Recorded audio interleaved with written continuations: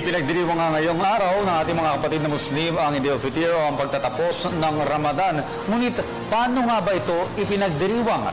Alamin natin sa ulat ni Marita Muahe. Kamakailan idineklarang non-working holiday ni Pangulong Rodrigo Duterte ang July 6 dahil sa Eid al-Fitr o ang pagwawakas ng Ramadan. Ngunit ano nga ba ang Eid al-Fitr? Ito ay isang napakahalagang okasyon para sa mga kapatid nating Muslim na hudyat ng pagtatapos ng Islamic Holy Month Ramadan at pagsisimula ng buwan ng Shawwal, ang ikasampung buwan ng Islamic Lunar Calendar. So, hingi ng kapatawaran kung sino ang nagkasala. Kahit nagkasala, normal ito kung tao lang tayo. Kuminsan may mga shortcoming tayo sa kapatid natin, sa magulang natin, sa kapwa natin tao. So itong oras na hingi tayo ng kapatawaran ng forgiveness sa bawat isa. Yun ang ibig sabihin, yun ang essence ng Eid al-Fitr.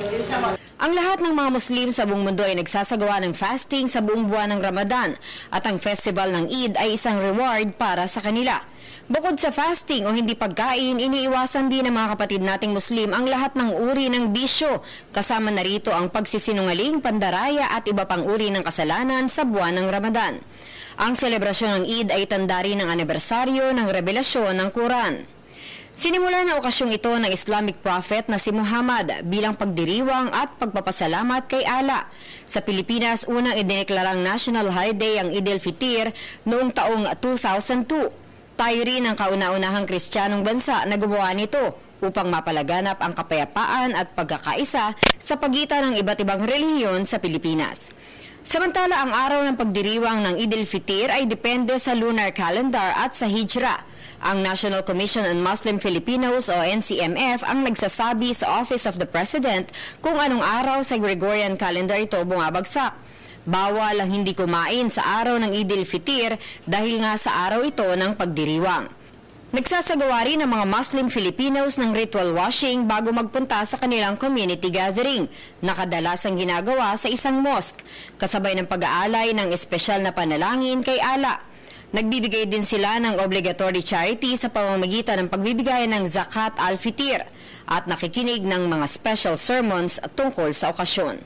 Mensahe ng mga kapatid nating Muslim? Sa mga kapatid naming Christian, lahat tayo, isa lang naman tayo eh. Kung halimbawa na sa Muslim state ka, kung anong protection binibigay ng Islam sa Muslim Ummah, the same. Ganon din ang binibigay ng mga Muslim sa Christian nating kapatid.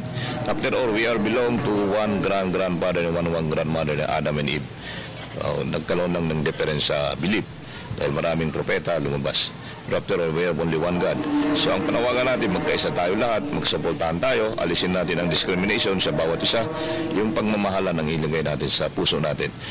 Para sa Telebisyon ng Bayan, ako si Marita Muahe.